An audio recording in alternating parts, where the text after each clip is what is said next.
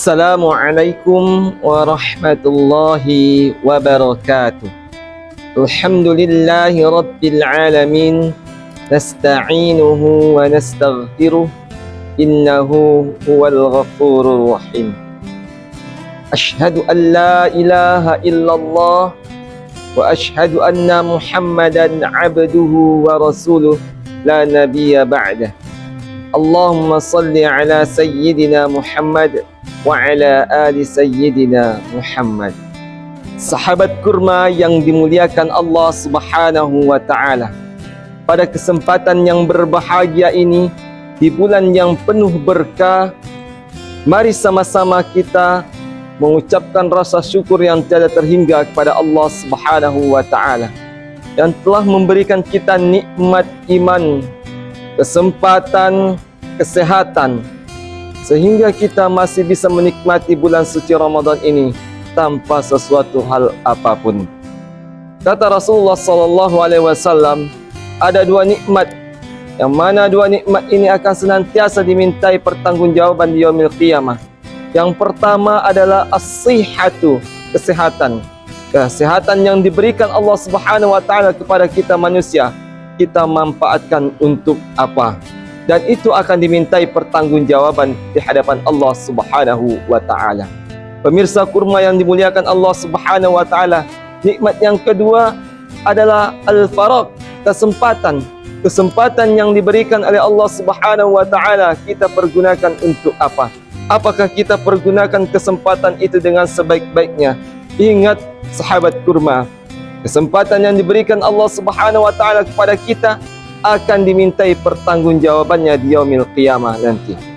Selanjutnya, salawat serta salam semoga tetap tercurahkan kepada junjungan kita Nabi besar Muhammad sallallahu alaihi wasallam, dengan sama-sama mengucapkan Allahumma salli ala sayyidina Muhammad wa ala ali sayyidina Muhammad. Semoga kita senantiasa menjadi umat yang terbaik, yang senantiasa yang dirindukan oleh Rasulullah SAW, karena kita senantiasa bersalawat dan insya Allah akan mendapatkan syafaatnya. Amin ya rabbal alamin. Sahabat kurma yang dimuliakan Allah Subhanahu wa taala, tema kita pada hari ini puasa cerdas di bulan suci Ramadan. Sahabat kurma yang dimuliakan Allah Subhanahu wa taala, orang cerdas tidak hanya sebatas pada kecerdasan secara akademik, tapi juga mencangkup kecerdasan secara spiritual, sosial, dan emosional. Sedangkan orang cerdas adalah orang yang mampu memanfaatkan segala potensi yang dimiliki, dimanfaatkan potensi secara optimal, dan berusaha untuk mengembangkan potensi tersebut agar dapat membawa manfaat bagi dirinya sendiri dan lingkungan sekitarnya. Sahabat kurma yang dimuliakan Allah Subhanahu wa taala, selain itu orang cerdas di bulan Ramadan juga memperhatikan aspek sosial, emosional, seperti memperbanyak kegiatan sosial, membantu saudara-saudara yang mungkin membutuhkan, membantu fakir miskin, membantu anak yatim, sehingga ibadah-ibadah yang kita harus tingkatkan di bulan suci Ramadan ini, kita harus cerdas secara sosial. Kemudian silaturahmi, membantu sesama yang membutuhkan. Selain itu, orang cerdas di bulan Ramadan juga berusaha untuk mengontrol emosinya dan memperbanyak introspeksi diri, muhasabah diri, sehingga dapat memperbaiki diri dan meningkatkan kualitas ibadahnya tanpa ada hal apapun, karena sudah saling memaafkan satu dengan yang lain. Sahabat kurma yang dimuliakan Allah Subhanahu wa taala, dengan menjadi orang cerdas di bulan Ramadan, kita dapat memaksimalkan potensi yang kita miliki untuk meraih pahala yang besar dan mendapatkan keberkahan dari Allah Subhanahu wa taala.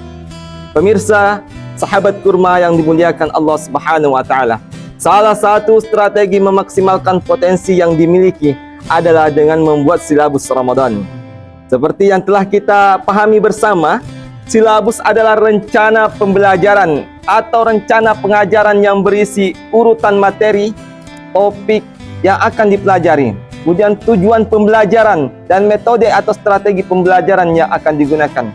Biasanya silabus digunakan dalam konteks pendidikan formal seperti sekolah atau perguruan tinggi, namun dapat juga digunakan dalam konteks keagamaan seperti dalam rangka meningkatkan amaliyah kita di bulan suci Ramadan. Sahabat kurma yang dimuliakan Allah Subhanahu wa taala.